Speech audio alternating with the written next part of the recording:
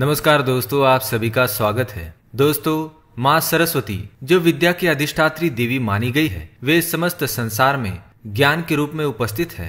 प्राचीन मान्यता के अनुसार माँ सरस्वती शुक्ल वर्ण, श्वेत वस्त्र धारिणी, वीणा वाद तत्परा तथा श्वेत पद्मासना है। माँ सरस्वती की उपासना करने से मूर्ख व्यक्ति भी विद्वान बन सकता है। देवी माँ सरस्वती का उल्लेख प्राचीन वेदों, उपनिषदों, रामायण, महाभारत एवं देवी भागवत पुराण ऐसे कई प्राचीन ग्रंथों में किया गया है। प्राचीन ग्रंथों के अनुसार माँ सरस्वती ब्रह्मांड के प्रारंभिक काल में प्रकट हुई थी। वे वैकुंठ धाम में निवास करने वाले परब्रह्म भगवान श्री कृष्ण की जीवा से उत्पन्न हुई थी और माँ आदि शक्ति के तेज में समा गई। जब ब्रह्मांड के आरंभिक काल में यह ब्रह्मांड ध्वनि रहित था, तभी ब्रह्मा जी एवं विष्णु जी द्वारा प्रार्थना करने पर माँ आदि शक्ति के तेज से प्रकट हुई थी और उन्होंने सुरों का निर्माण किया। तभी से उन्हें माँ सरस्वती कहा गया।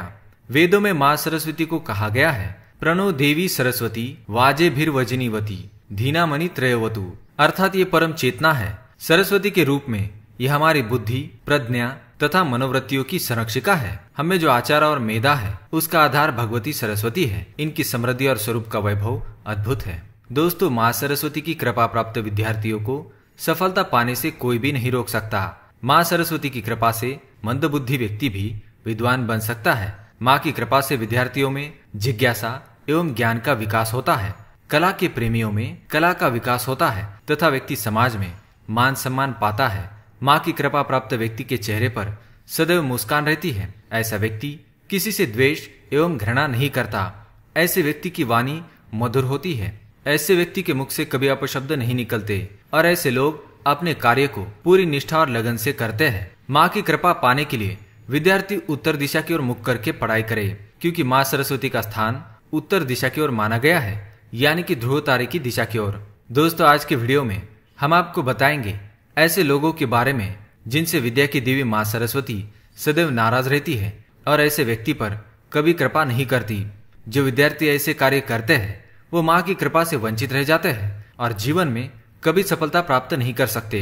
तो आइए जान लेते हैं उन कार्यों के बारे में। लेकिन इससे पहले दोस्तों, अगर आपने हमारे चैनल को सब्सक्राइब नहीं किया है तो इसे सब्सक्राइब कर लीजिए और बेल आइकन को अवश्य दबाएं, ताकि आप हमारे वीडियो के नोटिफिकेशन सबसे पहले पा सके।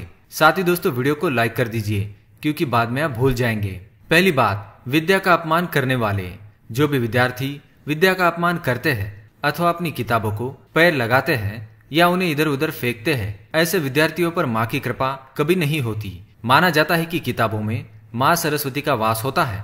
अगर कोई विद्यार्थी अपनी किताबों का अपमान करता है तो इसे माँ सरस्वती का ही अपमान माना जाता है। ऐसे विद्यार्थी जीवन में कभी सफलता प्राप्त नहीं कर सकते। दूसरी बात, गुरु का अपमान करने वाले। जो विद्यार्थी अपने गुरु का अपमान करता है और उन्हें अपशब्द में बात करता है, उस पर माँ सरस्वती की कृपा नहीं होती। जिस गुरु के माध्यम से विद्यार्थियों को ज्ञान की प्राप्ति होती है, अगर उसी का अपमान किया जाए तो यह उचित नहीं होता। तीसरी बात, अपशब्द कहने वाले। माना जाता है मनुष्य की जीवा पर माँ सरस्वती का वास होता है, अतः विद्यार्थियों को ये बात ध्यान में रखनी चाहिए। अपने मुख से केवल मधुर वाणी ही निकालनी चाहिए। भूल से भी अपने मुख से अपशब्द ना निकाले, इससे माँ सरस्वती नाराज हो जाती है। ऐसे विद्यार्थी जीवन भर असफलता का शिकार बन जाते हैं, जो सदैव मुख से गंदी भाषा का प्रयोग करते हैं।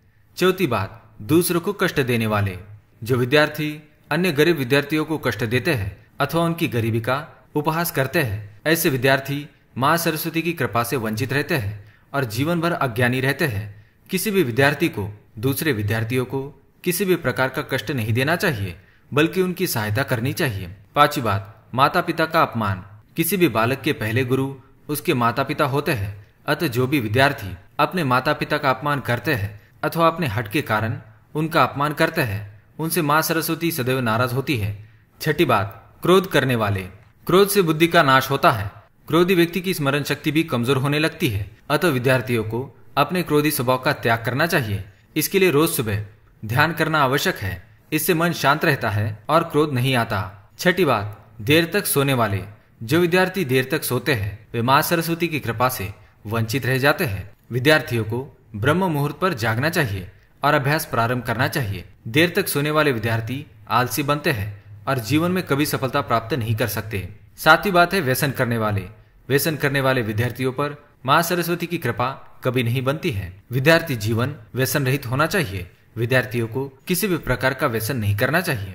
अगर कोई विद्यार्थी व्यसन करता है तो वह जीवन में सफलता प्राप्त नहीं कर सकता। तो दोस्तों, ये थे वो 7 काम जिन्हें करने से माँ सरस्वती नाराज हो जाती है। माँ सरस्वती की कृपा पाने के लिए रोज इस मंत्र का जाप करें। ओम ऐं ह्रीं श्रीं वाग्देवी सरस्वत्यै नमः। तो दोस्तों, अगर आप ये काम करते हैं तो इन्हें करना तुरंत छोड़ दे। माँ सरस्वती की कृपा आप पर बनी रहेगी। आपको जीवन में सफलता अवश्य मिलेगी। इस वीडियो को देखने के लिए आप सभी का धन्यवाद करता हूँ। हमारे चैनल को सब्सक्राइब करें ताकि आप और भी जानकारी वाले वीडियो देख सके। धन्यवाद।